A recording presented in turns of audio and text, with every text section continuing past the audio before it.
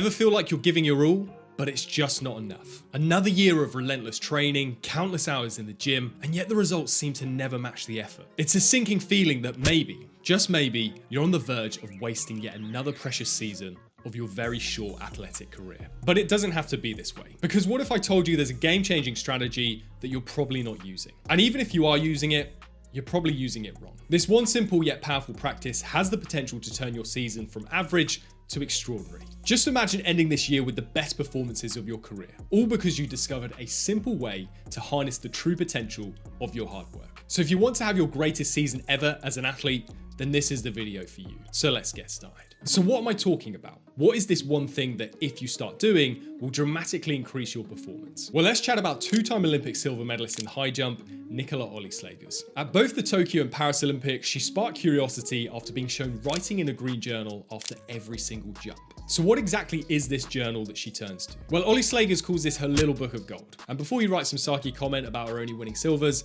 how many Olympic medals have you won? Anyway, to her, it's more than just a journal. It's a powerful tool that has played a pivotal role in her success in her sport. After each jump, she writes down technical insights, motivational quotes, and personal reflections. Writing each time she jumps the bar allows Olyslagers to just zone out for a moment and think to herself, what do I need to work on? Rather than get carried away by the emotion of the jump, and that goes for whether it's good or bad. So what's really going on here? Well, Olyslagers' post-jump reflections is just one example of countless others out there from elite athletes who deliberately build their evidence base. This concept, if regularly implemented and applied, is what leads to peak performance. Because true confidence in your abilities can only come from a stack of undeniable proof that you can execute. And what building your evidence base involves is just regularly recording and analyzing both objective and subjective data from your training and performance. And the first major benefit of this evidence base is how it helps balance emotion with logic, which Olyslagers has become a master at. Because as you know, emotions in sport can often cloud your judgment, especially in high stakes situations. By documenting your performance, you're providing yourself with a logical counterbalance to those emotional highs and lows. Another great example of this comes from the heptathlete Anna Hall, who regularly shares her journal entries on social media. One in particular went viral as she confidently asserted before the US Olympic trials, "Today I will become an Olympian."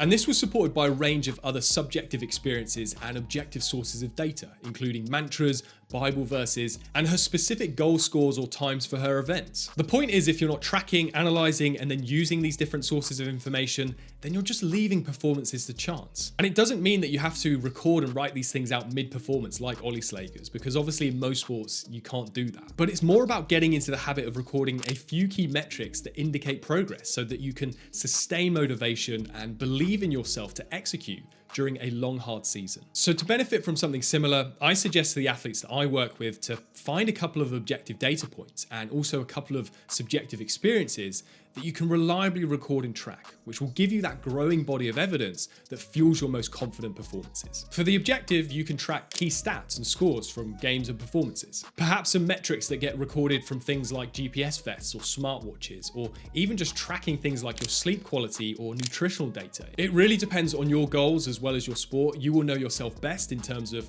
what things really indicate good progress and achievement for you, where the numbers don't lie, and you can look at those things and say, yeah, I'm ready, or I'm in great shape to perform. And then for the subjective, the main thing is regularly finding an outlet to record your thoughts and feelings. Most athletes don't do this, and this means they carry so much tension, so much stress and worries in their mind, which ultimately become a huge distraction and prevents them from being able to perform with a clear mind. So journaling is one of the best things you can do here, and even just 5 minutes a day can be hugely beneficial to record how you felt about a workout or a performance, to emphasize the things that you feel are clicking into place, and also to provide simple reminders to carry a certain vibe or energy into your next training session or performance. Oh, and one thing that's definitely not a vibe is the ratio of people who watch these videos without subscribing. It's embarrassing. It's a disgrace. That's what it is, a disgrace. So please do me and yourself a favor by subscribing to the channel. It's completely free and helps me out a lot.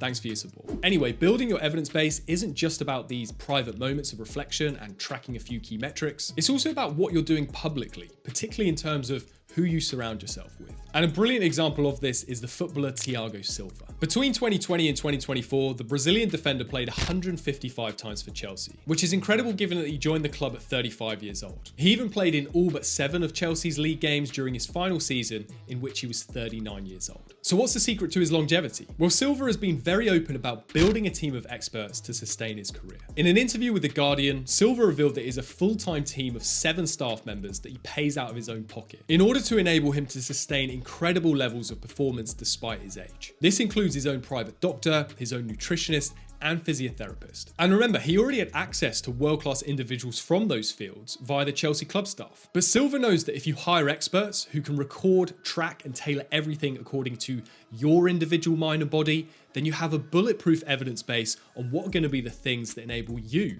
as an individual performer to perform your absolute best. The main benefit he's experiencing is that he's not leaving anything to chance. When you work with experts, you can better trust the evidence base that you're building because it's being guided by people who actually know their individual field inside out. There's no guesswork involved or just trying something and hoping it works. The actual evidence base of those people in terms of their qualifications, their experience, and the results they get their clients then automatically blends over into building your evidence base. And Silva raises a really good point, where in that interview with The Guardian, he said, nowadays young people, many of them see it as an expense, a waste of money to have someone on their side. They think they're throwing money away by having a professional helping them. I think it's quite the opposite. It's an investment. That's the mindset that leads to sustained peak performance at the highest level until the very end of your 30s and even beyond. So if you really are going to have your best season ever, you have to invest in yourself, because it actually ends up being way more costly if you don't, in terms of another bad season where you actually end up further away from your biggest aspirations and goals. The fact you put your money where your mouth is also another great objective data point that builds your evidence base, because you have proof of your commitment, and this automatically increases your efforts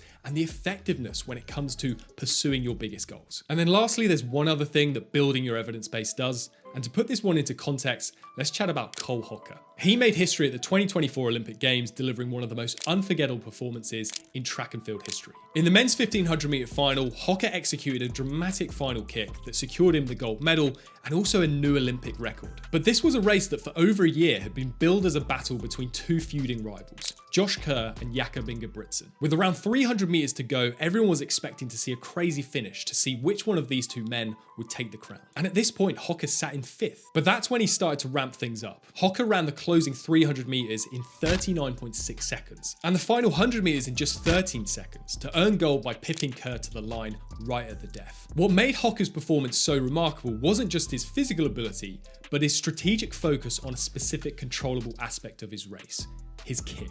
Throughout his training and previous races, Hocker had meticulously recorded and analysed the effectiveness of his kick, the burst of speed that could make or break a race. Throughout his childhood and teenage years, this became his signature move, and he's carried that now into his career as a pro. By building his evidence base, Hocker has honed his kick into a reliable weapon.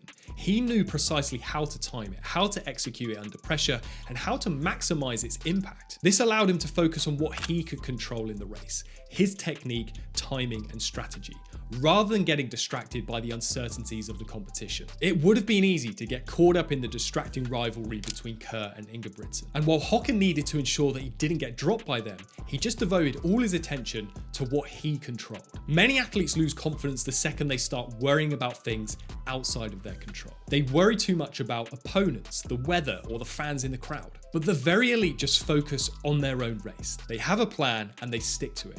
And that plan comes from keeping in mind the things that you control. So to build your evidence base in a way that fills you with confidence to perform your best, make sure that you spend a vast majority of your time focusing on the controllables. Sport is so unpredictable and uncertain, and every athlete has to grow comfortable with that. And to best deal with that uncertainty, then you should watch this video next.